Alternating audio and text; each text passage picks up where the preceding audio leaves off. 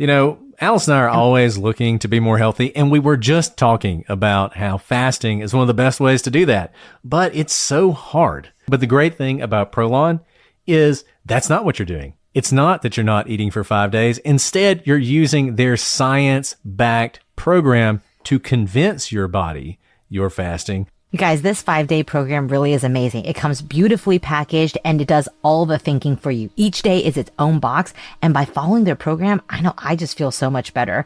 And I can't wait to experience Prolon Next Gen and continue to see results. For a limited time, you can be first in line to experience the new Next Gen at special savings. Prolon is offering the Prosecutors listeners 15% off site-wide plus a $40 bonus gift when you subscribe to their 5-day program. Just visit prolonlife.com/prosecutors.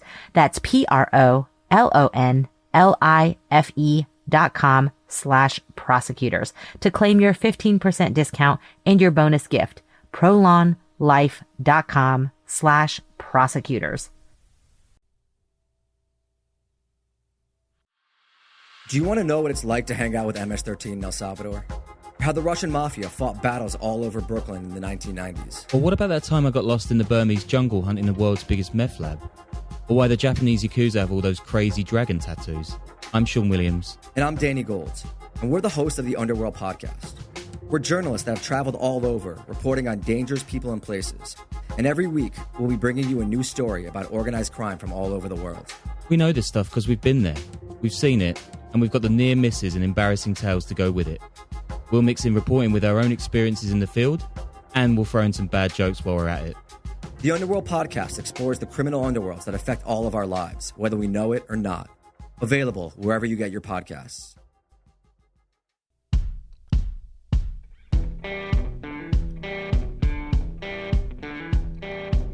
I'm Brett. And I'm Alice. And we are the Prosecutors.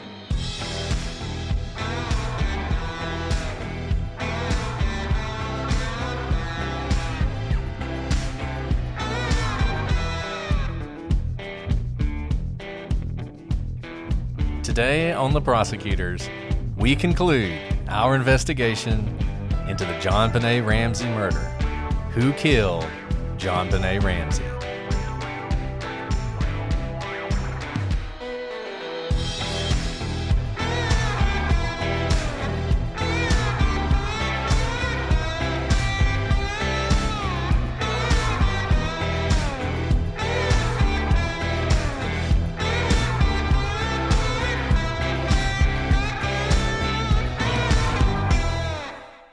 Hello, everybody, and welcome to this episode of The Prosecutors. I'm Brett, and I'm joined, as always, by my outstanding co-host, Alice. Brett, it's so good to hear your voice, and we are outstanding in the sense that I feel like no matter what we conclude today, we will be out there standing alone, the cheese stands alone, and everyone's going to be mad. Yes, Alice and Brett, stand alone. Stand alone. Out there, standing alone in the rain. No, all joking aside, the engagement on this case has been through the roof. You know we love this. We love it when y'all engage. We love it when there's good, respectful discussion on the Facebook page. It's awesome to see. And but wow, this really struck a nerve with y'all. I'm not going to lie. It surprised me. I didn't expect this level of engagement and this level of such strongly held theories of who killed JonBenét. So with that said, just I'm going to tell y'all to have an open mind, but I don't know that's possible for a lot of people in this case. Yeah, sometimes the gallery is kind of like an old west town with tumbleweed blowing down the main street, but that has not been the case over the last few weeks. It has been a lot of discussion, and it's all been great. People have been very respectful, a lot of different opinions, a lot of people who agree or disagree with the various things we've said. It's been enlightening for me. It's always nice because, we sit behind these microphones and we talk about what we think, and we're throwing things out there. And when you have as many people listening to us as we are blessed to have at this point, and people who are willing to write back and comment on things you say, it's That's a lot of people listening and poking holes and pointing out where there are weaknesses in your argument. It's really valuable for me. I've really enjoyed it. I've really enjoyed our patrons. I mean, I have added things to episodes based on what patrons said because they get our episodes early. And sometimes they'll point out things and they'll be, oh yeah, we should discuss that more. And so I'll throw something else in the episode for you guys who are listening live or whatnot. So it's been amazing. It's been great. We've really enjoyed it. It's been fantastic. Sad that it's coming to an end, but this is the last episode. No matter how long it takes, we are going to finish today. And we do have a lot to say. There aren't that many theories, but we have a lot to say. And so, yeah, I think as Alice said, keep an open mind. I kind of hate to do this, but I'm going to go ahead and say something that I think everyone should remember. And that's whatever conclusion we come to and whatever conclusion you have, I think the thing that has hung over this case since we began is the compromised crime scene, the mistakes that were made early on, the evidence that was destroyed. One of the reasons this case is so controversial is because so many things went wrong. So I would just say to remember that. Whatever conclusion we come to or whatever conclusion you come to, I think everybody should have an open mind, including us, because of the evidence and the way it came in. I hope one day we have a resolution in this case, but I do wonder sometimes if this is just going to be one of those that sort of remains forever unsolved. Well, why don't we kick off our theories episode? I know you guys have been waiting patiently for this with probably the most likely theory of what happened to JonBenét. Yes, and Alice is obviously being facetious because if there is one theory that we can all agree is incorrect. This is why we decided to include this, because we need something everyone can agree on. And I think the one thing we can all agree on is that JonBenét Ramsey is not Katy Perry. Yes, you heard that correctly. There is a insane internet conspiracy theory that JonBenét Ramsey is in fact Katy Perry. That Katy Perry, the famous singer, according to E! Online, and this is a quote, famous conspiracy theorist Dave Johnson posted a 7-minute video on YouTube in 2014 that claimed pop star Katy Perry is none other than JonBenét Ramsey, the child beauty pageant star who was murdered 20 years ago. The video is making its way around the internet once again, resurfacing the thought that the Roar singer really is a grown-up version of the young girl. Ramsey didn't die, Johnson claims. She just sacrificed her name for fame. Johnson notes that when a photo of Perry is placed over a picture of Ramsey, they look identical. He also claims that Perry's parents, Keith Hudson and Mary Perry, are in fact Ramsey's parents, only thinner. Apparently this is like a true thing. This is not an April Fool's joke. This is not our Taylor Swift episode. And Katy Perry was actually asked about this at an MTV music event and reacted in the way that you would expect. I think, we're not going to spend a whole lot of time debunking this one. I think we could just go ahead and say that this one is not true. Elvis is dead, and Katy Perry is not JonBenét Ramsey. I realize the Elvis comment will probably generate a lot of controversy. Come on, one controversy per episode, Brett. But what I think this does demonstrate is the intense media interest and the intense just kind of societal interest in JonBenét all these years later. Obviously, Katy Perry rose to fame decades after JonBenét was murdered, and yet people are still looking for her. And this is also the hopeful, this is like Maura Murray. This is like every missing person case that we have where people want to believe that the person is alive and well and living their life somewhere else, magically on an island or, in another country, or in this case, a famous pop star in the middle of the media's eye. But it's wishful thinking is what it is. And I understand because we all know how tragic this case is. And unfortunately, I wish JonBenét at 6 years old had the foresight to go camp out in another state for decades before she became an international pop star, but that didn't happen, as much as I wish that were true. Yeah, I don't know what it is about conspiracy theories and famous people, but you see this a lot. These sort of really crazy conspiracy theories. I forget, I think Avril Lavigne. Is it Avril Lavigne that some people think died? Oh. And then there was an imposter who's been Avril Lavigne ever since then. I mean, I can't remember There's exactly. There's a couple of them, right? And they come up every now and then. It goes all the way back to Paul McCartney and the Beatles and how Paul is dead and Paul was replaced by an interloper. Anyways, I don't know. And there's people who actually believe this stuff. But anyways, we just wanted to start this with a moment of levity and a moment of, non-seriousness. So we can all agree on something before we dive into the actual theories. But Alice is right. I think there's some wish fulfillment and work here, and we see that a lot.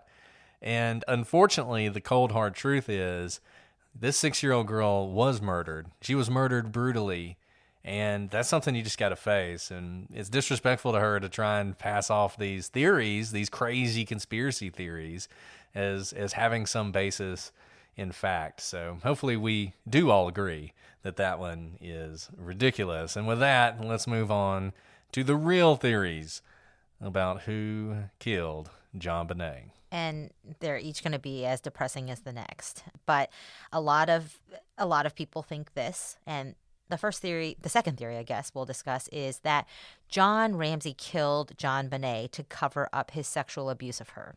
So this theory is pretty straightforward. Either with or without the help of Patsy to cover it up.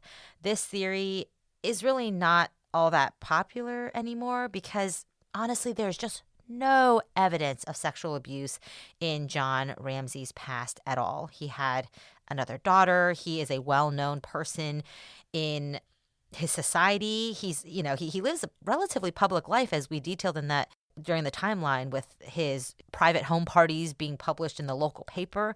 He's a pretty semi-public figure where he lives. And there's just absolutely no hint whatsoever that John has abused his older children with another wife or anyone around him. Of course, not every child abuser is to be known. There's always a first time they're discovered. But typically something this drastic where there's going to be a murder to cover up a sexual abuse doesn't come out of nowhere. Usually there are signs. And although initially there were some in the police who believed that John might have been abusing JonBenét, there doesn't seem to be anyone in law enforcement now who believes that John was responsible. So maybe a sexy theory at the beginning, but there's just absolutely nothing that points to the truth of this theory. And really, there's not much evidence pointing to John. Yeah, I think that's right. There's so little evidence really involving John. Even the evidence that people point to against the parents tends to be focused on Patsy. And a few things about this. Number one, I do think it's significant that no one in law enforcement thinks it's John. I mean, people in law enforcement think it's Patsy. I mean, there's some people in law enforcement who think Burke might have been involved. But John is not really a focus, to the extent that when Steve Thomas wrote his book, even when he talks about the evidence of sexual abuse, he does not pin it on John. He pins it on Patsy. He thinks it's some sort of potty training gone wrong. And you got to remember, JonBenét Ramsey, she might have been 6 when she died, but she had regressed on her potty training. She was wetting the bed, and that was a problem that Patsy was dealing with. And so Thomas actually thinks that to the extent there was any evidence of sexual abuse, it was Patsy punishing her in some way for wetting the bed. That's his theory. It's a theory some people support. Obviously, there are people who think John's involved. If you read Cyril Weck's book, which I read, that is his theory, that this was some sort of sex game gone wrong and that John did this. I think Alice has already explained why that is highly unlikely. There's no evidence that John's ever done this before. Now, granted, there's a first time for everything and people get caught, but remember, if this were a sex act gone wrong, this is not just simple abuse. This is some real sadistic stuff. The garrote that was used in this case, most people think was used as part of a sexual assault. So you'd have to believe that John is not only abusing his daughter, but doing so in a really horrible way. And you have to believe that he was doing that while having never done something like this before, while having not abused his older daughters, of which he has two, of having no instances of abuse with anyone in the community. Like Alice said, he's a semi-public person. He's coming in contact with people all the time. And it's not to say that, well, he's a semi-public person and he's rich and he's famous, so therefore he can't abuse people. No, that's not the point. The point is that he would have had lots of opportunity to do something like this, and in the wake of JonBenét's death, with all of the focus by the media and all the investigation and all the press, if there was anyone that he'd abused before, it would have come out by now. even if it took a while, it's been 25 years, and there's not a hint of it against John. So there's no physical evidence to support it, and there's no behavioral evidence for all those who like behavior that he's ever engaged in this kind of thing before. So I think we can pretty much put John aside. I realize there are people who will wish we spend more time on John, but honestly, there's not much to say. If you have a theory that John did it, it's pure theory. It's not supported by evidence. Like, you can come up with a scenario in which he did it, but you're not going to point to any physical evidence at all that he was responsible. At best, you have him finding the body. That's the best you've got. Is he found the body, so maybe he did it. That's the best you've got. But you don't have any physical evidence that he was involved. And the other thing, right, it's not physical evidence, but I know a lot of people are like, well, Brett and Alice, you said in a previous episode that if a blanket is covering a dead child, then the parents did it. Remember, that was a generalization, and it usually means it's someone who cares about the child. And usually parents care about the children, and we've talked about the statistics of parents being the aggressors in these sorts of cases just because children typically have limited contact with other adults other than their parents. So just in terms of statistics, who is more around to commit these sorts of crimes. So keep that in mind. So just because JonBenét was found with a blanket covering her doesn't automatically mean the parents did it. It is a curious fact, and it's important, but you can't run to court and try to convict John based on the fact that he found the body and there was a blanket on her. That's not enough. Before we continue, we want to talk about one of our long-term sponsors, BetterHelp. It has been a rough time for us all between COVID and the unrest in the world. It is a stressful time, and look, it's hard to deal with it. And sometimes you just want to talk to somebody. And whether you're struggling with grief, relationships, stress, having trouble sleeping, meeting goals, whatever it is that you are struggling with, online therapy might be for you. BetterHelp is secure online therapy that offers video, phone, and even live chat sessions with a licensed professional therapist. BetterHelp will assess your needs and match you with your own accredited therapist in as little as 48 hours. And you don't have to sit in an uncomfortable waiting room. Therapists have a broad range of expertise which may not be available in your area, but BetterHelp is available for clients worldwide. BetterHelp is committed to facilitating great therapeutic matches, so they make it easy and free to change therapists if needed. Visit BetterHelp.com/prosecutors and join the over 2 million people who have taken charge of their mental health with the help of an experienced professional. The Prosecutors is sponsored by BetterHelp, and our listeners get 10% off their first month of online therapy at BetterHelp.com/prosecutors. That's BetterHelp, HELP.com/prosecutors. The Prosecutors Podcast is brought to you by Progressive. What's one thing you'd purchase with a little extra savings?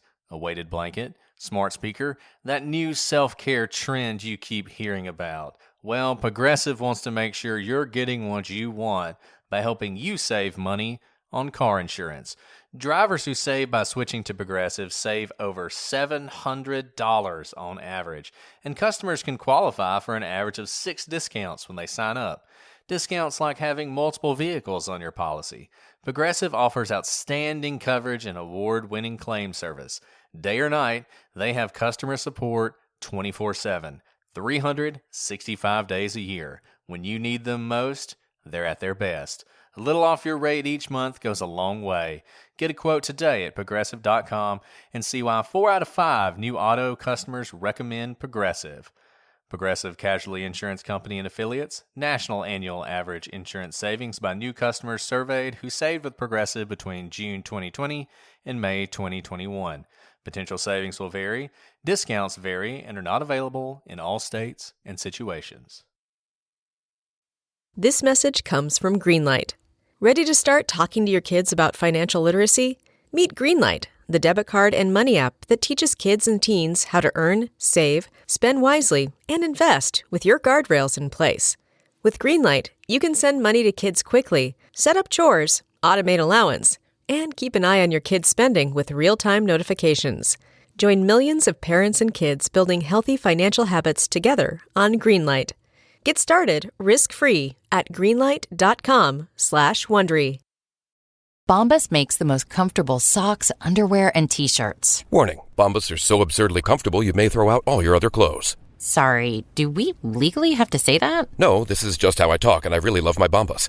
They do feel that good. And they do good, too. One item purchased equals one item donated. To feel good and do good, go to bombas.com/Wondery and use code WONDERY for 20% off your first purchase. That's BOMBAS.com/Wondery and use code WONDERY at checkout. Ryan Reynolds here from Mint Mobile.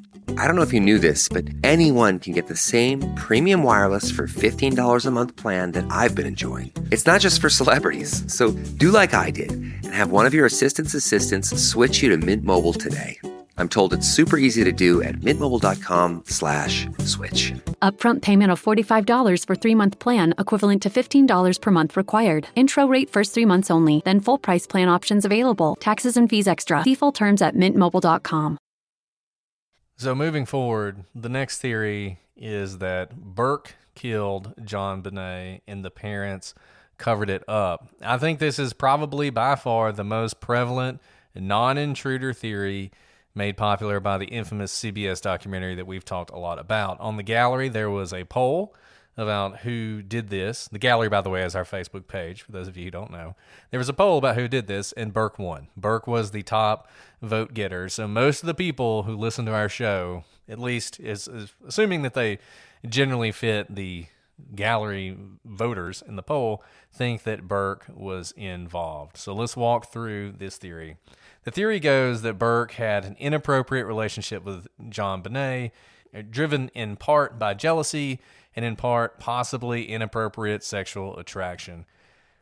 Whatever happened between the two, it led to Burke striking and severely, fatally wounding JonBenét. Perhaps it happened in the kitchen when JonBenét took some of Burke's pineapple that he was eating out of that bowl, and he instinctively grabbed that flashlight we've heard so much about and struck her on the head, fracturing her skull and leaving her fatally wounded.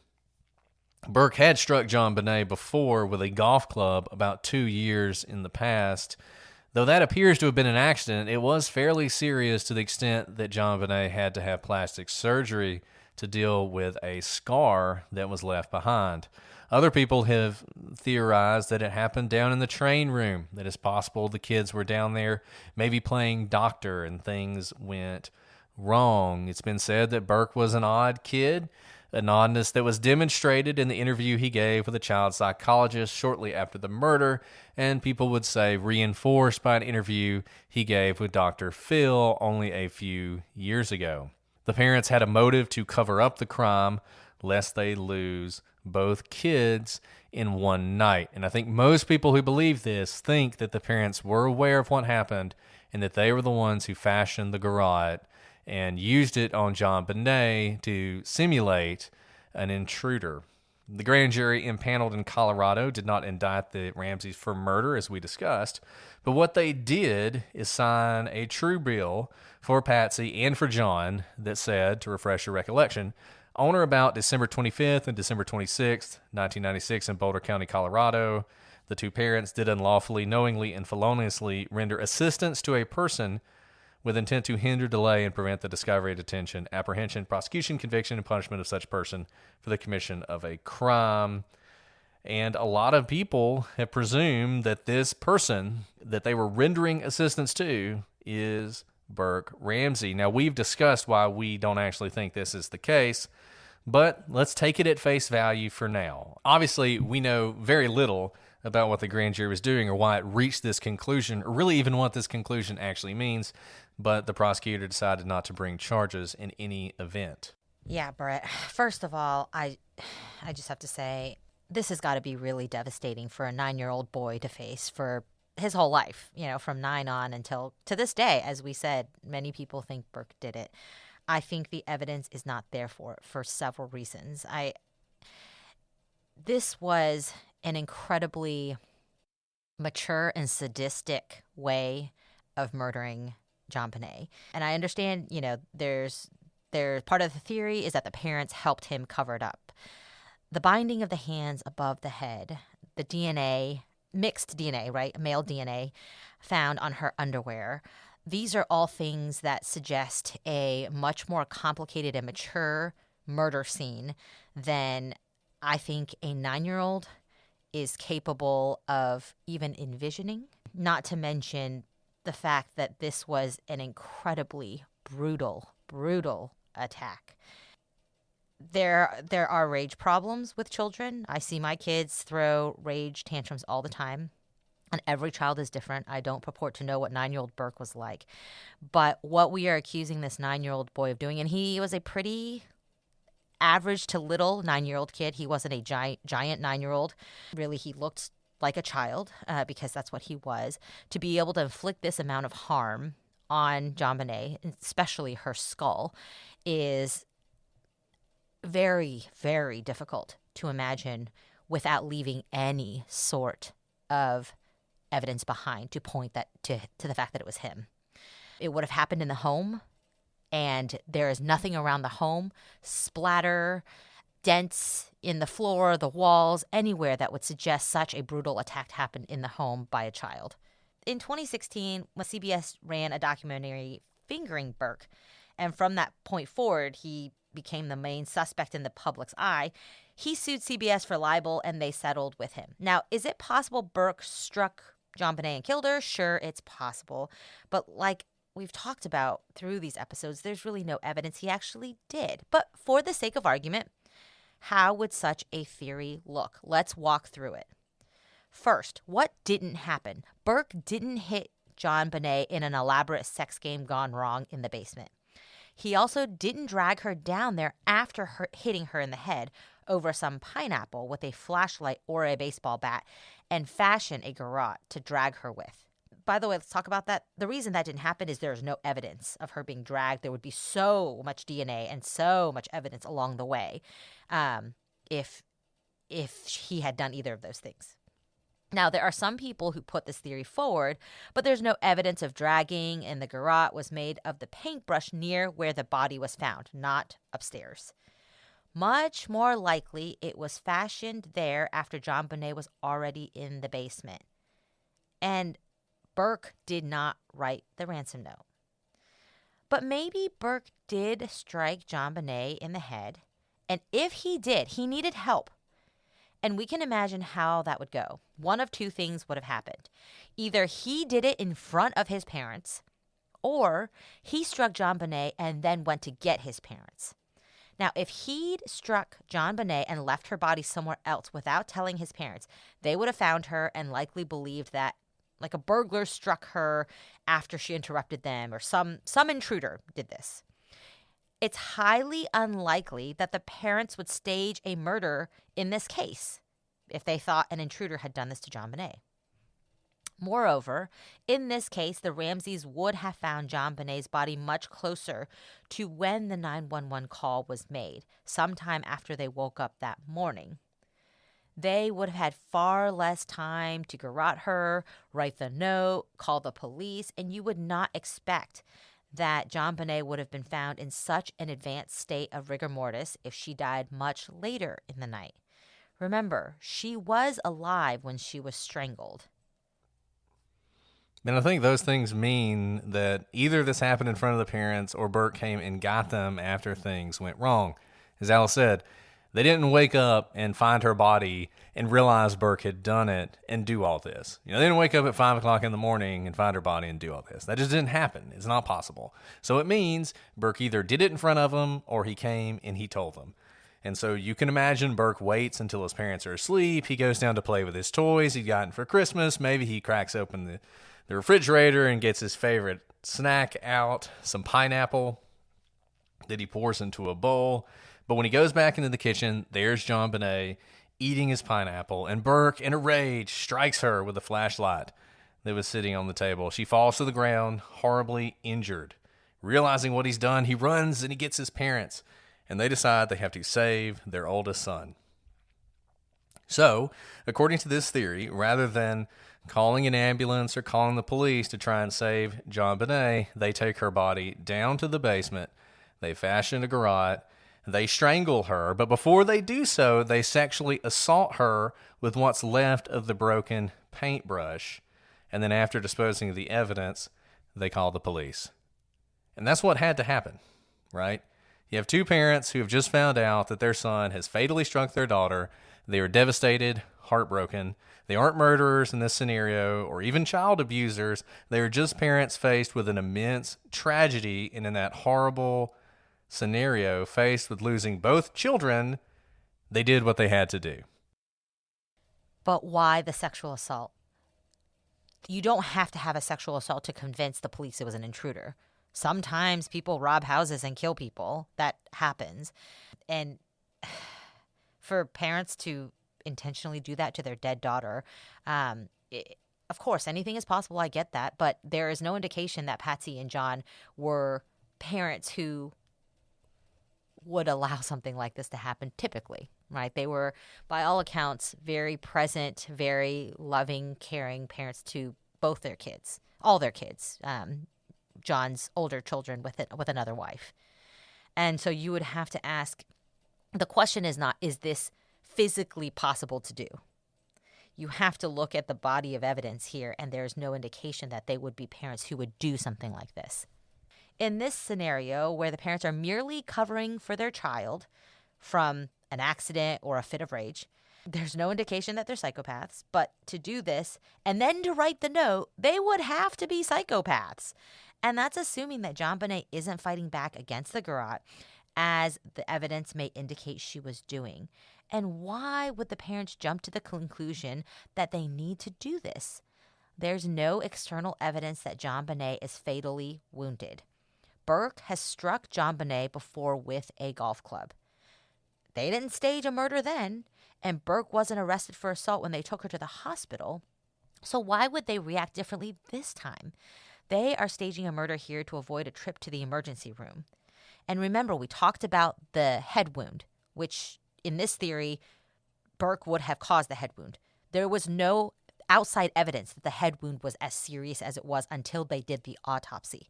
So to them, even if she were unconscious, they would have thought, oh gosh, you knocked her out, we got to take her to the hospital. And then if they start thinking, well, she's dead, we need to garrote her, and she starts fighting against them, why would they continue if she were fighting against them? Because the cover-up was just if they thought one child had killed the other. She's clearly not dead if she's fighting against the garrote. But even if you think they would do all this in this situation, there is another problem. This theory is typically based on the presence of pineapple. But if JonBenét ate the pineapple and then was struck by Burke with such viciousness that it smashed her skull, then her death was imminent. But the pineapple in her stomach was digested to the point that some even speculated she could have eaten it before the family left for the party that night.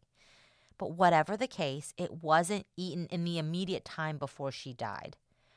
The theory that Burke is responsible for JonBenét's death is simply internally inconsistent and falls apart upon even the slightest inspection. But perhaps the biggest strike against this theory is that the parents immediately let Burke out of their sight. Remember, he supposedly was asleep, whether pretending to be asleep or actually asleep, when everything was going down in the morning. And then he woke up, they got him dressed, and pretty soon after that, he was sent off to the White's house with other people, other adults and other children. He was interviewed by the police. He went back to school soon after all of this occurred. It's impossible to believe that if the Burke theory were true, one, the parents wouldn't keep him close in order to keep him quiet. And two, given what they actually did, that he would never say anything to anyone that revealed what really happened. Yeah, I mean, 9-year-olds can't keep any secrets, much less a secret like this. I mean, this to me is, it's just almost impossible for me to believe that Burke never would have said anything to anybody about this. It just blows my mind to think that. Even if they did the cover-up away from him, even if he had no idea that the parents did the cover-up, he would have known that he hit her, and then something terrible would have happened to her, and he would have probably heard his parents in a frenzy, right, trying to plan what to do. So even if he didn't see what they did to her, he would have known, I didn't do that to her. Like, whatever happened to her down there, how she was found is not what I did to her. So I heard my parents, though.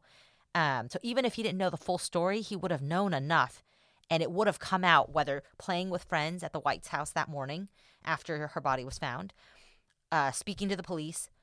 We actually see this a lot in our child victim witness interviews. The parents want to be there and they want to hover, and for that reason, we separate them. Right? We don't want the parents influencing what the kids have to say, especially if the kids have something to say that is incriminating against the parents. This is like a rule for all witnesses when you talk to them. You don't interview witnesses together because you don't want their stories influencing each other, but certainly not with someone who exerts power over a child because they may feel intimidation and not feel at will to say things out loud. There is no indication here that they tried to shelter him or keep him away from anyone around him to speak to him, for fear that he would blurt out the truth of their murder cover-up. Yeah, it's impossible for me to believe that they did all this to cover this up, and then they just sent him off. I can't imagine they would do that. They would keep him right there to make sure he doesn't say anything. He might never leave their presence again. And Brett, it would actually be a really easy excuse. My dear baby girl's been murdered. They're going to come for my son. No one gets to be around him but me, right? It's a pretty easy cover-up of why you would be keeping him close to you and not letting him talk to anybody. But they never did that. Yeah, and people say that the fact they sent him away as evidence, it might be evidence that Patsy did it and he didn't know anything about it. It might be evidence of that, and so she knew there was no danger to him, so it's fine for him to leave. But it's not evidence that he did it. There's no way it's evidence he did it. It is strong evidence against the fact he did it. And you combine that with a sort of lack of evidence, and to me, the theory falls apart. Now, before we move on from this, I do want to talk more about this CBS documentary that we've talked about this whole time. You know, I've been very critical of that documentary. Number one, because they lied to you about what it is. It's not a new investigation. It's a rehashing of old information.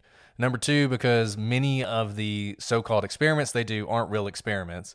They would never be able to introduce those in court. And I know there were a lot of famous people on there and a lot of really good witnesses, expert witnesses on there, but they weren't testifying at trial. And I think that's important. Dr. Henry Lee, I don't think he ever would have gotten up on the stand and testified to the things he said on the CBS documentary. I just don't believe he would have. I don't think Werner Spitz would have either. I think there's a difference between when you're being paid to be part of a Hollywood production and when you're paid to be on the stand. You know, that documentary has things like they're testing the stun gun theory, and they do it on a grown adult. I realize you can't test the stun gun on a 6-year-old, but when you stun gun somebody who's an adult who weighs 200-something pounds, you're not going to get the same results as if you do it on a child. And it's stuff like that I just keep coming back to. And one thing I want to talk about, again, we talked about it briefly before, is this 911 call. If you've seen it, and we talked about this, the program suggests that there are sounds in the background of the 911 call as it ended that are actually voices, and CBS suggests that you can hear Burke saying, you know, what did you find? And you have John telling him, we're not speaking to you. And the theory there is that Burke is sort of sheepishly asking about JonBenét, and John, who's angry about what he did and what they're having to do, is telling him, we're not speaking to you. And that's sort of like, oh, well, there you go. There's proof. But there's a couple problems with it. First, as we've said, the Boulder 911 used recycled tape to record the calls. Trying to discern words from hisses and pops in the background is always going to be a fool's errand. Secondly, both the Secret Service and the FBI have analyzed this tape. They got nothing. The CBS documentary tries to trick you into thinking that its stars are discerning these words in real time. In reality, this analysis comes from something called the Aerospace Corporation. It was done back during the original investigation. You can read about it in Steve Thomas's book, and you can read about their analysis indicating these same lines in that book. There was nothing new about that in the CBS documentary. They just wanted you to think there was. But the biggest problem isn't the technology problems with trying to discern this conversation out of static. It's what is supposedly said makes no sense in the context of the theory. As we've said, if Burke is responsible for this, his parents could not have merely found JonBenét Ramsey. And they wouldn't have found her so late in the game. If Burke did it, he knew well what they had found because he had either shown them what had happened to JonBenét in the first place or they had seen him do it. Moreover, as we just said, if Burke did kill his sister, his parents better be talking to him and explaining that he can never tell anyone what he did. What you would hear on that tape if Burke did it would be the Ramseys telling him that he could never speak of this again. And, we started this off with a riddle, and we started off with a riddle for this reason. The Burke did it theory is the wrong answer to the riddle, because what I think people are doing here is they really think that Patsy wrote that note, and they really think that the parents are responsible for the murder, but they cannot believe that the parents would have wrapped that cord around their daughter's neck and choked the life out of her after an accidental strike led to this head injury. They can't believe that. And so they invent a reason. They invent a reason that they would do that. And the reason is that Burke did it. And it's a theory that gives a reason for why the parents acted that way, but there's no evidence for it. Just like there was no evidence in the riddle that the man at the funeral was really the sister, or that the man was having an affair with the sister, or anything like that. Those are reasons that people make up to justify something they can't imagine. And I think a lot of people cannot imagine why the parents would do this, and so they make up a reason that allows them to believe it happened. And that reason is that Burke did it. And it's not based on evidence. It's not based on proof. It's based on a desire to believe that the parents could not have been responsible for this crime. Guys, I gotta tell you, running this podcast can be a lot of work. And I know those of you out there with a small business or a side gig, you understand how much work it can be. A lot of you guys are just like us. You have a regular job you're working, and then you come home and you do what you're passionate about. And if you can save time, that is the most important thing to you. And time is money.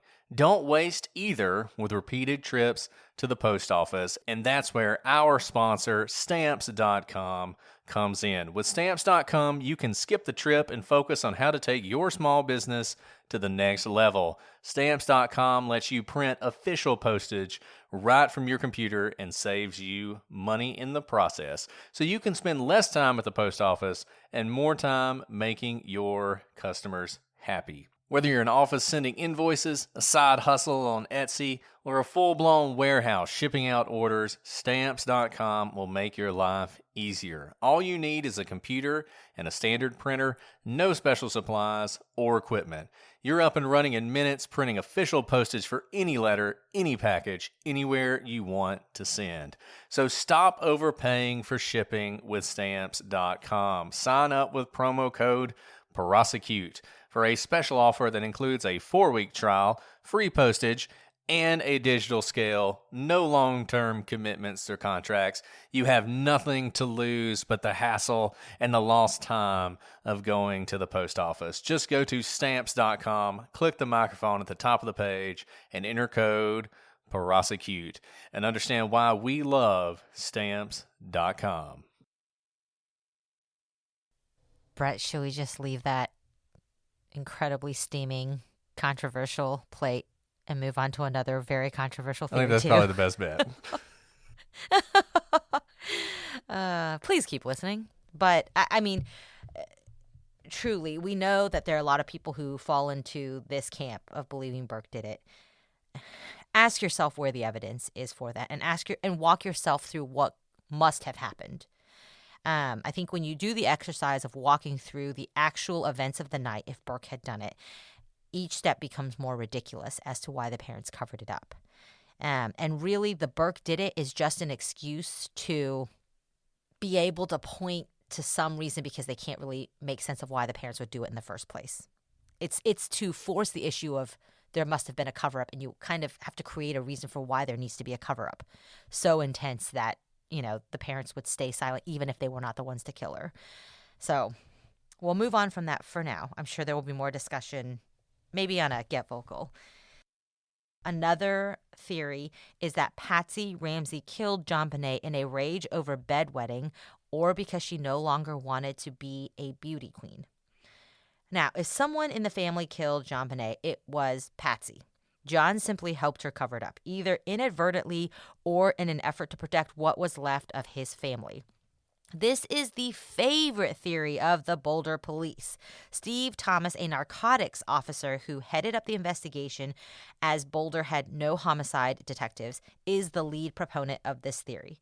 The idea is that Patsy grew frustrated and angry with JonBenét's continued bedwetting and either struck her or pushed her such that she fell and struck her head. Now, at that point, Patsy staged the rest of the crime, including the writing of the note to cover up what she had done. The evidence for this theory is scant, as we have discussed. In some ways, this is an argument from absence. There's not enough evidence of an intruder to believe one could have been in the house. There's no evidence that John or Burke killed JonBenét. There are some fibers on JonBenét's body that match her mother, including possibly on the piece of duct tape. The note, at least according to some experts, bears some strong indications that Patsy wrote it. So that's the argument for the theory that Patsy killed JonBenét. So let's talk about the argument against it. First, if it was an accident, you still have to believe that an otherwise ordinary woman who loved her daughter would nevertheless sexually torture and garrote her just to cover up her involvement in the death before draping her in her favorite nightgown and blanket. It's one thing to believe Patsy would plant the body downstairs. That's something I could believe. It's another thing to think she would do what she would have had to have done for her to be responsible for this crime. But put that aside, maybe you think she could. We've obviously talked about parents before that have done terrible things to their kids. But the timing is wrong, too. Simply put, why would Patsy have been up with JonBenét in the middle of the night? Yes, JonBenét wet the bed, but Patsy's habit was to change her and the sheets when she woke up in the morning. We haven't seen anything where JonBenét would wake up in the middle of the night and tell her mom and the sheets would be changed then.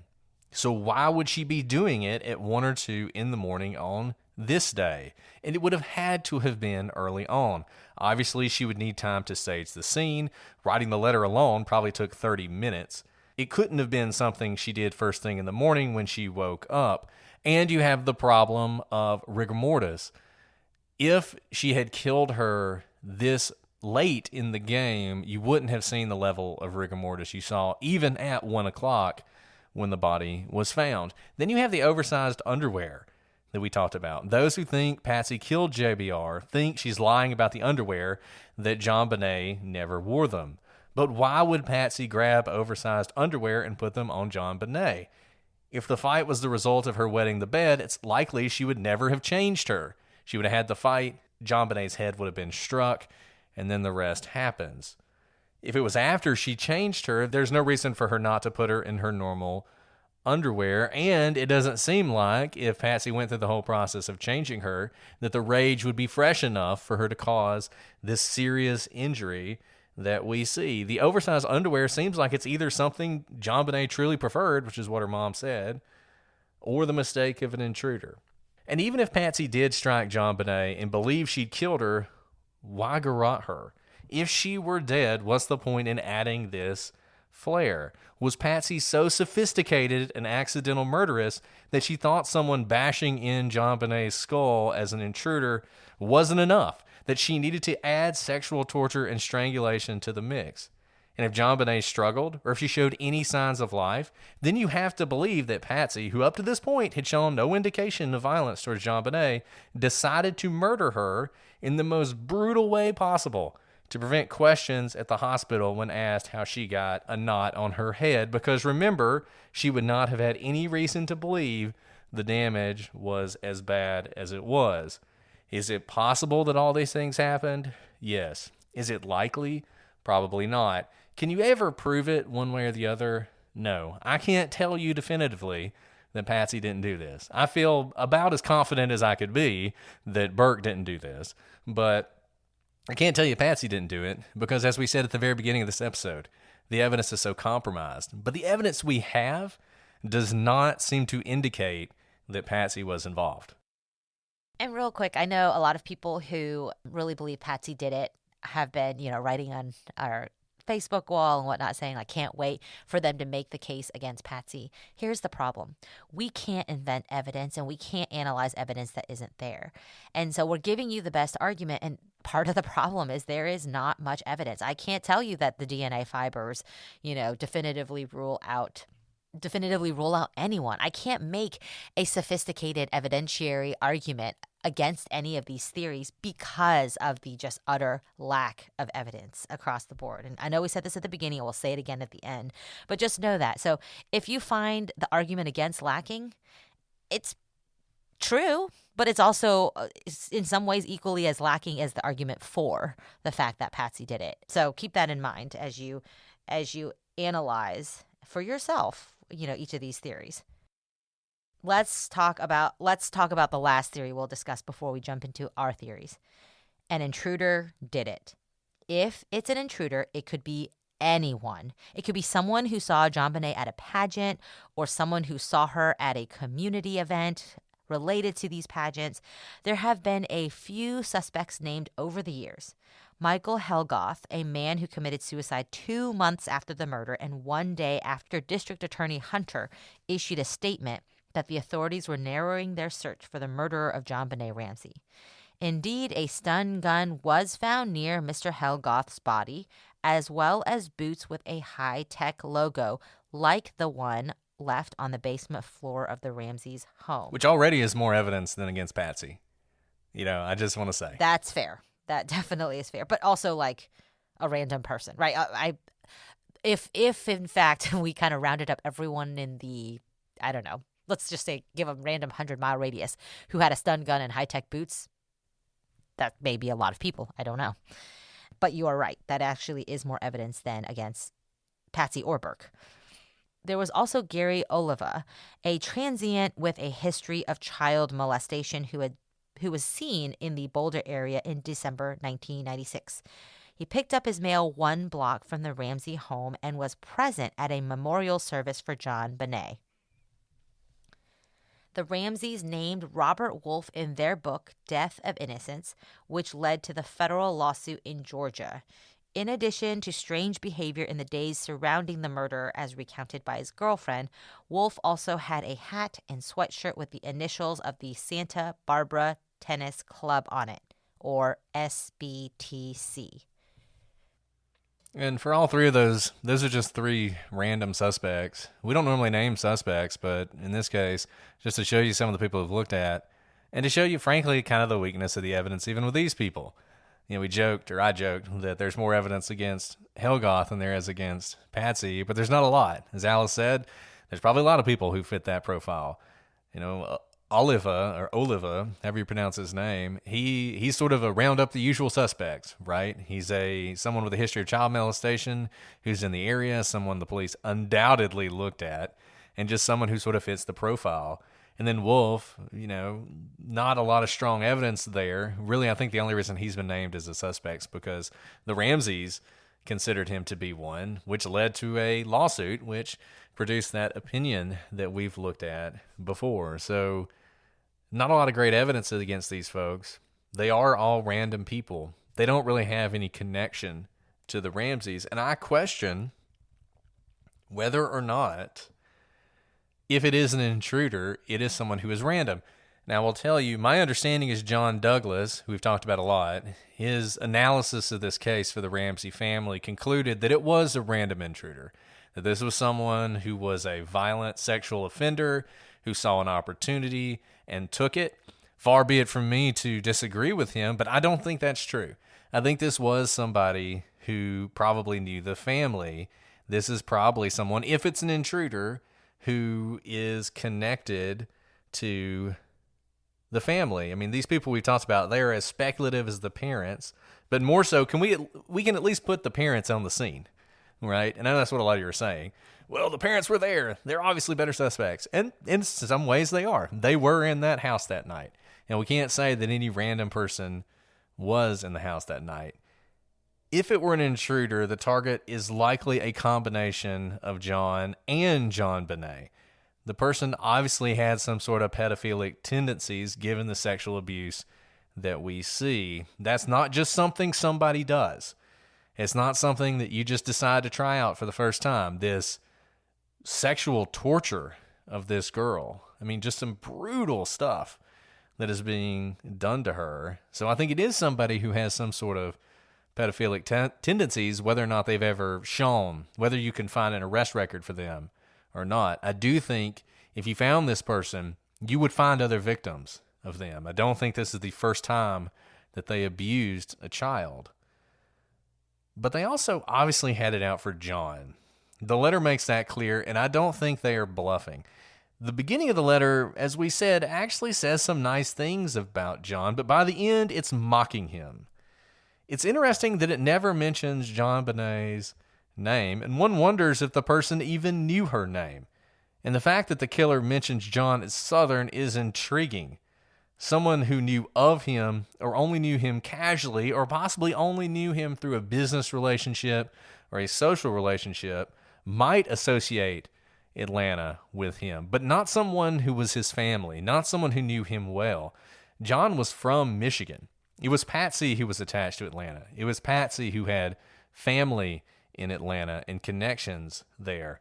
Could this have been a cover by Patsy? Throw that line in there to throw people off? Maybe, but it's an awfully interesting thing to think of in the heat of the moment as opposed to with hindsight. It seems like the kind of thing that whoever wrote it probably believed.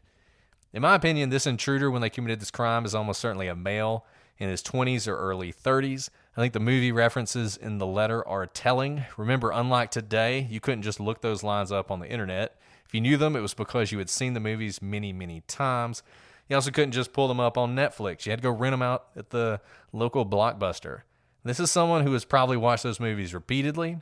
If the cops had gone to the local Blockbusters and gotten the names of people who rented those movies, they might have found the suspect right then. If this person were the same age today, they'd hang out on 4chan and trade Pepe the Frog memes. In 1996, they watched Dirty Harry and Speed and imagined how they'd commit the perfect crime, and then they saw an opportunity, and that's what they did. We're about to dive into our own theories, and it's going to, I think our discussion is going to lean heavily on this intruder theory. I think the questions with the intruder theory, it is a massive catch-all theory. The intruder theory is actually many theories within it, right? Because it is whether this is a random person, someone who's tied to them, whether JonBenét was the sole target, or if it was something bigger than that, or if it's something bigger than her, if it was the whole family that they were attacking, and obviously who it was. Was it someone who knew them, but the family didn't know the perpetrator? That's possible. They were somewhat of public figures, we've noted. Is it someone they knew intimately? Maybe even one of the 30 people who had a key to the house. And so when we say intruder theory, it's actually a massive theory that catches a lot of things, because really there's two camps, and we've said this all along. It's intruder or someone in the family. And I mean, Brett, I think we've reached that point. We've, dragged this out 9 episodes? What do you think happened? Well, I think I've made my opinion pretty clear in this episode and maybe in prior episodes. I think an outside intruder did this. I think it was somebody who knew the family. I don't know how well they did. I think they considered themselves aggrieved by John. I think they told themselves that the reason they were doing this was to get back at John because they didn't want to admit their sexual attraction for JonBenét. I think they broke into the house. I'm not sure how they broke into it. I don't know if they came through that window. I don't know if they came through one of the many open doors or if they used one of the many keys that was out there, including the key in the hideaway. But I do think they were in that house. I think they were in that house that night. I think they were in that house while the parents were away. I think they used that time to learn the layout of the house to the extent they hadn't already learned it in things like the Parade of Homes, where people went through the Ramsey house pretty much free and clear. I think they figured out where JonBenét's room was. They figured out where this room was, where they would commit this crime. I think they realized it was a room that was very far away from anyone else, that no one would hear them. I think they found the light switch so they could turn the light on, and then they waited. They possibly wrote the note while they were waiting, and they just hung out. And then when the family got back, they executed their plan. It's possible it's someone that JonBenét knew. It's possible that this was the Santa Claus reference and that she thought this was Santa Claus coming to visit her after Christmas. It's also possible it was someone who used a stun gun. I think it had to be something like that, because if JonBenét was taken without either going willingly or being knocked out, then obviously the parents would have been alerted. Is it possible someone struck her in the head to knock her out while she was in her bed? Yes. Famously, that is something that Ted Bundy would do early in his, or both early and late in his career. His MO actually changed, but early on, he would go into people's rooms while they were sleeping, and then he would beat them while they were asleep until they were dead, and then he would sexually assault them. You could imagine someone coming in with a bat and striking JonBenét to knock her out, and then taking her downstairs where they continued this attack. Maybe they didn't even realize the amount of damage they had done to her. It's also possible they always intended to take her, but then they realized, maybe they did come in through that window, and they realized, I can't get her out. And so they decided to go ahead and live out their fantasy there in the basement where they knew they wouldn't be interrupted. I think the damage was done by something like a bat. Several of you who've reached out, who are in the medical profession, and the universal opinion has been that a bat is the most likely thing that caused this. People tend to think, at least the doctors that have reached out to us, that this strike, if it were done with a bat, it's more likely not to break the skin and cause bleeding than something else, such as a flashlight. The opinion was pretty much universal that a flashlight probably would have broken the skin and would have caused bleeding. And no one that we've talked to really even thinks it's possible that this could have been done through an accident in that room by Patsy, either throwing her across the room or pushing her down and her head striking the edge of, say, where the bathtub is. And most people we talked to, I mean, all the people we talked to, thought that that would also cause bleeding and that it wouldn't do the kind of damage that you see. So a baseball bat's a pretty popular guess on this. We'll never know the exact details of what happened unless this person is identified. I do think the DNA provides an opportunity. The DNA, which doesn't match anyone in the family and seems to match a third person in two different places. There's testing going on right now, and who knows, this might be the year when this crime is solved. But no, I don't think the parents killed JonBenét. Burke didn't kill JonBenét. The parents didn't write that note. It boggles the imagination to believe that they strangled JonBenét while she was conscious and struggling for life, or even in an attempt to cover this up. And look, if you believe the parents or Burke are responsible, then I think you should look at those photos. I think you should look at her skull. I think you should look at the garrote. I think you should look at that cord wrapped around her neck, and I think you should decide whether or not, number one, you think a 9-year-old, a scrawny 9-year-old, and I don't care what they showed in the CBS documentary with pig skulls, that a 9-year-old like Burke could do that damage to JonBenét, and that the parents, not in a rage, but in a cover-up for any reason, could tie that garrote around their daughter's neck with her hair stuck in the knot and everything else. And I'm sorry, but I can't believe that. I don't believe it. I believe parents do terrible things to their kids. And we've seen cases where they've done that. I mean, if you've looked at the photos in the Darlie Routier case of her children, or if you've looked at the kids in the Dr. McDonald case, you've seen evil just as stark as it could be, what they did to those kids. That happens. But remember, no one argues this is a premeditated murder. No one argues this. At best, it was an accident. At best, it was a cover-up of an accident. And I'm sorry, you will never convince me that the parents, as part of a cover-up, did that to JonBenét. So, Brett, I don't think our theories are going to differ too much. I also agree that this is likely an intruder case. For all the reasons you listed, I do not think the evidence points in any way to the family, not to Patsy, not to Burke. The evidence isn't there for a, as you said, non-premeditated, horrendous murder of this 6-year-old. Rather, I'll tell you where I think I may diverge a little bit from you on the intruder theory. I do not think that the family knows who it is, like to this day. I do think it is someone who knew the family well. I'm not sure that the family knew this person well, though. Whether it be someone who worked on their home or went to all of the pageants in order to watch JonBenét or simply read obsessively articles about John and his business and his family and his wealth, and was fascinated to the point of stalkerism of kind of the Ramseys' lifestyle. I think he knew their movements very well.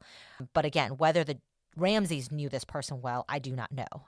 The reason I say this is I do think that this person had been in their home multiple times. I think this person had a familiarity with this home that you would not find with even a casual friend. To understand the way the staircase worked, to understand where the bedrooms are laid out on so many floors. This is not just a typical 2-bedroom home. There's multiple floors. And to know how to get someone from a 3rd floor all the way down to the basement, where you know of a room that is difficult to get to, right? We saw this from the multiple searches. It's kind of a difficult room to figure out how to work because it's not really a usable room. It is a storage room. To know these sorts of things demonstrates incredible familiarity with the home. Now remember, the Ramseys were social people. They had open doors for the most part. I bet you at these parties, the doors probably were not locked. They probably had friends coming in and out all the time. I'm envisioning somewhat like the Home Alone house when, the ultimate robber is casing the place like a policeman and he kind of just walks in the front door. He can't even get anyone to notice them. I envision that sort of an openness in their home, especially during their social events. They are people in town they are the people to know, and there are people coming in at all times. This person could have found their way in, working the party, at the party, legitimately invited, or claimed to be a friend of a friend at the party. But I think he had been in that home multiple times based on his familiarity with the layout of the home. The second thing, I think he went in that home that day with the intent to kill JonBenét. I don't think he had another plan, tried to remove JonBenét, tried to kidnap her, and all he wanted was $118,000 from John. I think the whole purpose of all of this was to play John and play him like a monkey, like a wind-up monkey, to be the puppeteer of John. I think there was some weird obsession with either John's power or John's prestige in his company or just in society in general. And it was a show of power to address the note to John, to name his bonus amount. I don't think he really cared. I don't think he meant to get the money. I think this was all to make John jump when he said jump. Go get the $118,000. Kind of like of course you can get $118,000. Who can get $118,000? You can, John. That's so disgusting of you. Kind of like that sort of a tone. And the note was not long because he'd been obsessing over this for so long.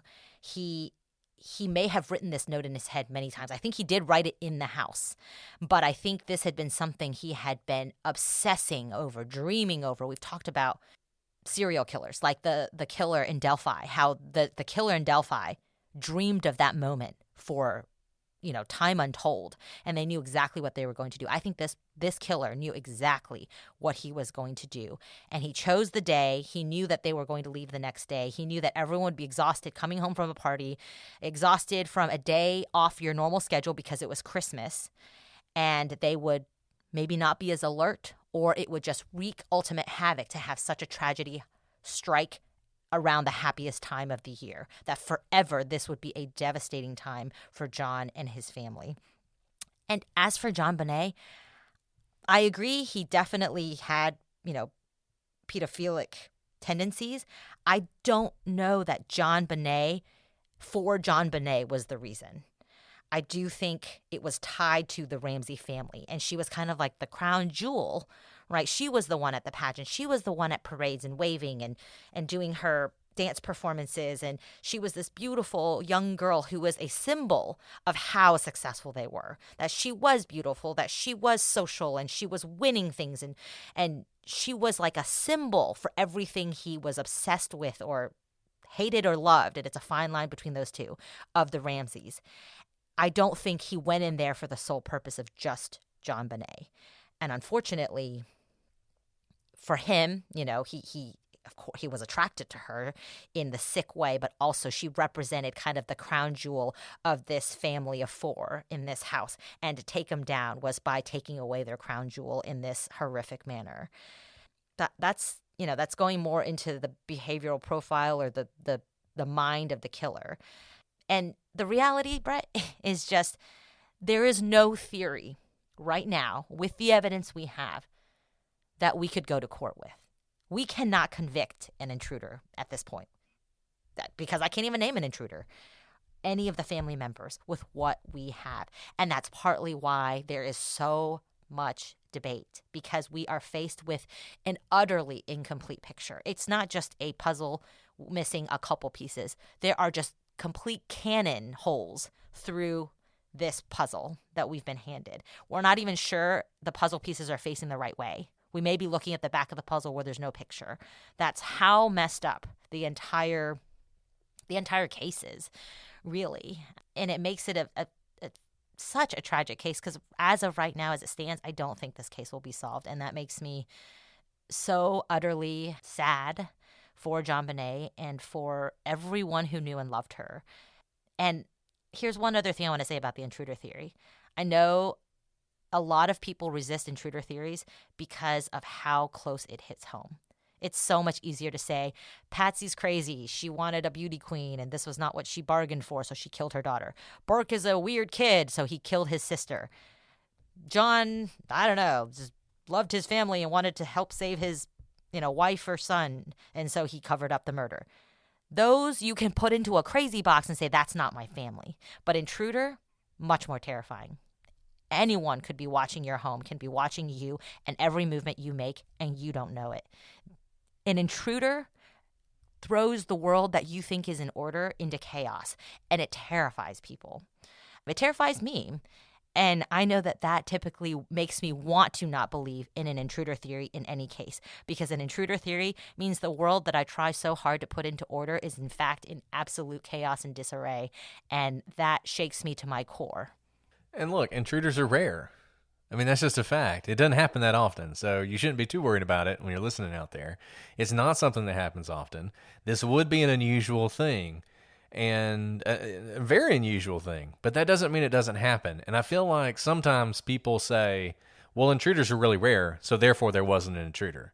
No, that's not right. There are intruders, and this might be a circumstance in which there was an intruder. We might be looking at that here. And because it's such a weird case, it almost seems like one where you would have an intruder.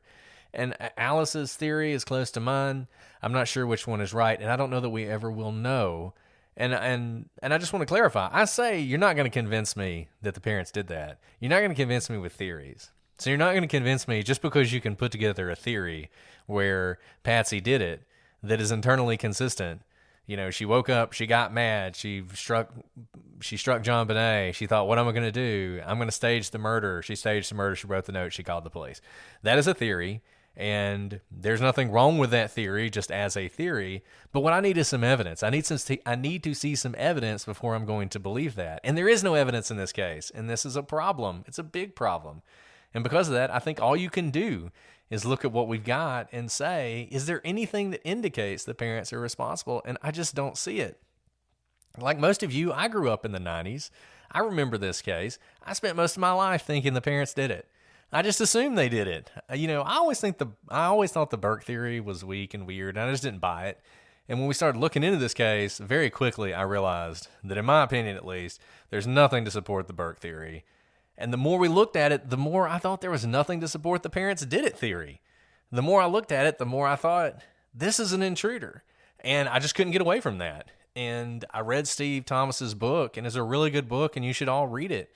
But when you read it, I want you to pay attention to when he presents evidence against Patsy, because it doesn't happen that often. And I kept waiting. I kept waiting for him to give me the summation of the evidence against Patsy, and he just never did it.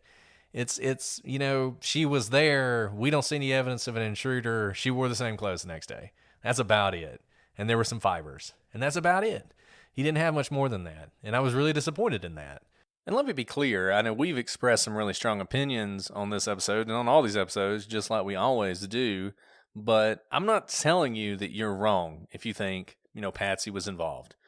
If you look at the behavior of the family and you think it's striking, we talk about behavior a lot. I don't think people should be convicted on behavior. I think you have to be careful with it. I think personally it doesn't tell you a whole lot, but the fact of the matter is as human beings in society, we judge people based on their behavior all the time. So when you've got that sort of creeping feeling in the back of your neck, I'm not going to tell you to ignore it. But I do think some of that is based on misinformation. And the problem with this case is that there is so much information and so much that is stated as fact that is not fact. I'll give you a couple examples. We talked about the beaver fur that was found on JonBenét's body, and you'll hear people say that Patsy had beaver fur boots. And I think that comes from an early report by the police that they wanted to test a pair of Patsy's fur boots to see if they matched the beaver fur, because the beaver fur was obviously an important piece of evidence to the police. You already had the fibers from Patsy's clothes that she was wearing the night, but they weren't all that probative. It's not surprising that JonBenét had fibers on her consistent with the clothes that Patsy was wearing that night, the last time that she saw her alive. But if you have both the beaver fur and the fibers and they all come from Patsy, then that's much stronger. So the police, they went through the entire house, taping the floor, taking pieces of tape and putting them sticky side down on the carpet to pick up any fibers that might be there. That's what they do when they're looking for fiber evidence. They did it in all the closets, they did it in the bedrooms, and they could not find a single piece of beaver fur in that house. And that's a big strike against the theory that Patsy did it, because that would seem to indicate there are fibers on that body that come from outside the house. But now, if you mention the beaver fur, invariably someone will claim that Patsy had beaver fur boots. And there's really no proof that she did. And the fact that they couldn't find any other beaver fur in that house is almost definitive that she didn't. But that's the kind of misinformation you're dealing with. And you'll see the same thing with a ransom note. When we talked about the ransom note, we read you the conclusions of the only 6 experts to actually look at the note. But if you look for discussion online, what you'll find is a different expert's opinion, who never looked at the actual note itself, who pulled letters out of the ransom note and out of Patsy's writings and then compared them and concluded that Patsy wrote the note and did a nice little chart where you can look at the letters side by side. And it seems pretty convincing, but there's some big problems with it. First, anyone who does handwriting analysis will tell you that this kind of letter comparison is fraught with danger because we all learn to write in basically the same way. And you'll always be able to find some letters that are similar between two people, even if their handwriting is actually pretty different. But the bigger problem that I have is that this same expert first offered to work for the Ramseys to use the exact same analysis to show that Patsy didn't write the note. And when that didn't work out, and she was hired by the plaintiffs in the case that we talked about, the federal case we talked about, to perform this handwriting analysis, she couldn't even get qualified as an expert, and her testimony was excluded. The things you're seeing online, the court said, no, that's not credible. We're not going to look at that. So you can point to her findings as proof if you want, but these are some pretty serious problems with doing so. But honestly, that's just kind of this case. This case is filled with contradictory information, and we said that from the very beginning. And I think that's one reason sometimes people try and fall back on Occam's razor and claim that the simplest explanation here is the parents did it. Maybe. Certainly the case that all things being equal, it's more likely that a child found murdered in her home was killed by the parents. But all things aren't equal in this case. I think there's a couple things that are important to remember. The first is that Occam's razor is a tool, not a solution. Number one, it doesn't always work. You find 2 people murdered in their Silver Lake home, the simplest answer is not that they were murdered by a drugged-out sex cult trying to start a race war so that cult could rule over a post-apocalyptic world. But that's exactly what happened when the Manson family murdered the LaBiancas. Number 2, you have to apply Occam's razor to the facts of the case. People will tell you that everything used in the crime came from the house. But that is not necessarily true. We've never found the cord used in this case. We've never found the source of the duct tape. We just talked about the beaver fur. We've never found the source of the animal hairs on JonBenét Ramsey's hands. And it's quite possible we've never found the murder weapon either. There's no evidence that anything in that house killed JonBenét. If you believe that she was killed by a flashlight or the corner of a bathtub, you believe that those things struck her with the force of a fall from a 3-story building onto her head without leaving a single trace of evidence behind. Not a dent, not a hair, nothing. If you think the simplest answer to this case is that her parents sexually assaulted their dying daughter with a paintbrush before choking the life out of her with a garrote after she was fatally struck on the head with that kind of crushing blow, all because of a piece of a pineapple or a bedwetting incident that, by the way, was so common it had become part of the family's everyday routine, I'm not going to tell you that you're wrong, but I don't think that is the solution that best accounts for the little evidence we have, and I don't think it's necessarily the simplest solution either. And I don't know. This is a crazy case that was ruined by the police early on and became so much fodder for tabloids that I think the general perception of what happened that day is just devoid of really any sort of evidentiary anchors that you can work from. And that's unfortunate. And it's really unfortunate for Burke, who grew up his whole life, his sister being murdered in his home, and then him being accused of doing it. I can't even imagine what he went through. And the fact that he probably didn't do it, that he almost certainly didn't do it, man, what a tragedy. I mean, it's like tragedy upon tragedy upon tragedy. It's a really sad case. It's really depressing. I've enjoyed covering it and discussing it with you guys, but man, I mean, what a tragedy this case was. I hear you drinking over there, and that's exactly what we all need. It is a tall drink, a strong drink. Yeah, I got some bourbon for this case. Decided to celebrate the end with a glass of bourbon. I mean, I've enjoyed going through this case with you, Brett. We've been talking about doing this case since before we even started the podcast, and I'm glad we did it because it's like climbing an Everest, but it makes me so sad because of all the injustices and the vicarious trauma that has come. It's already sad enough that JonBenét was so brutally murdered, but the vicarious trauma that came from that as well is devastating. And look, I know there's going to be a lot of people out there who disagree with us, and that's fine. As we've said on the gallery, you can completely disagree with us, and that's fine. No one has to agree with us to listen to this show. And there's going to be competing views, and there's going to be people who feel strongly that we're wrong, and that is 100% okay. That's what we want. We want more discussion, not less. We want more people challenging preconceived notions and being willing to discuss things they disagree with each other. And that's a really important thing to do, particularly in when you're looking for truth. I mean, if you're not throwing your ideas out there into sort of the public arena and seeing how they stand up, then you never will have any idea whether your theories hold up or not. And I think it's really important, and I'm so glad to see people doing it and doing it respectfully. And we just have the best listeners in the world, and just, really happy and proud to do this show for you guys. So I hope you enjoy it. Well, this has been controversial. We sure you have thoughts. Shoot us an email, prosecutorspod@gmail.com, @prosecutorspod on social media. The gallery on Facebook is a great place to have discussion. We also have a subreddit on Reddit where I know they talk about some of these cases, and where you can also suggest cases that you want us to cover. Shout out to those of you watching on YouTube or listening to this a couple weeks early on Patreon. Thank you to you guys for all the support you give us. Just want to remind you that we will be in Las Vegas for CrimeCon. Use code prosecutors for 10% off. We would love to see you there. We can even talk about the JonBenét Ramsey case. A couple things I want to say.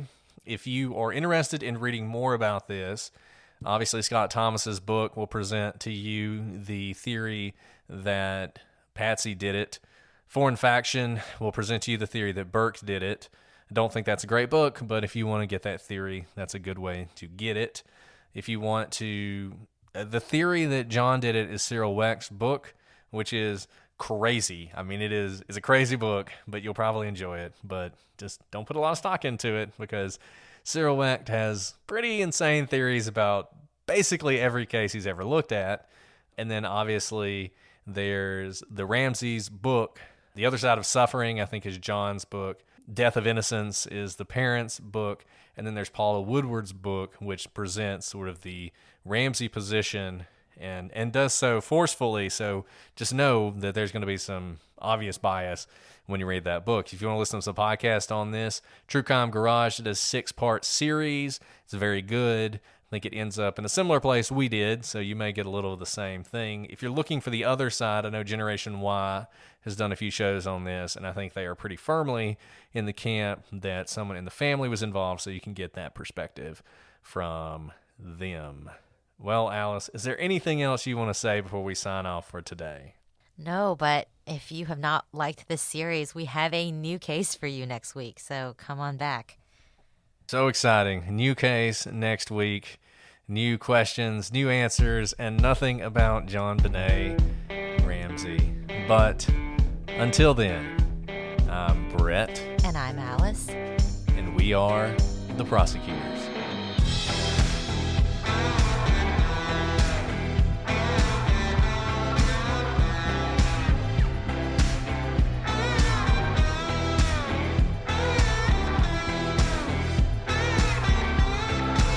I mean, the thing is, there's no case. People talk about us being biased, which is just hilarious. Like, there's no case that... The only case that I'm probably biased on is Dyatlov Pass. Like, you will never convince me it's an avalanche. I don't care what you do. I mean, nobody's actually presented a convincing argument. That is, like, following the evidence. Like, also, I'm not going to believe it was because they all committed suicide. You know, something ridiculous, you know? Like, because there's literally no evidence for that. And I don't know. I go into these cases, and I usually have, when I start the research, a preconceived notion. But there's all sorts of times that I'm like, oh, that's not right. You know? I just don't. I don't get it.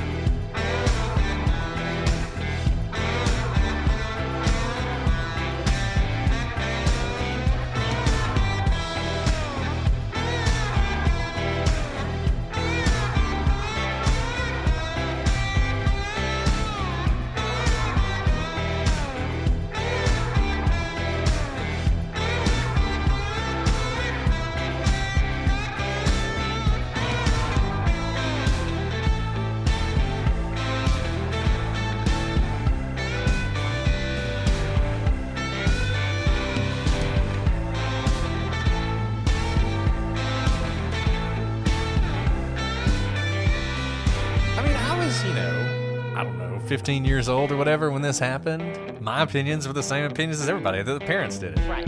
You know, I've always thought the Burke thing was dumb. I've always thought the Burke thing was just ridiculous. But I always thought the parents probably did it just because that's what everybody thought. And then we started looking at it, and I was like, okay, they didn't do it. I don't understand.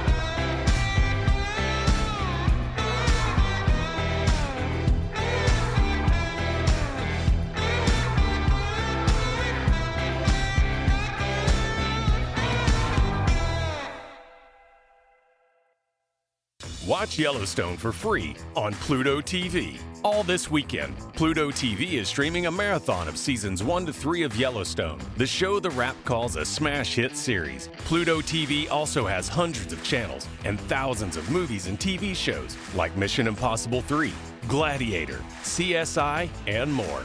Absolutely free. So download the free Pluto TV streaming app and watch Yellowstone seasons 1 to 3 free.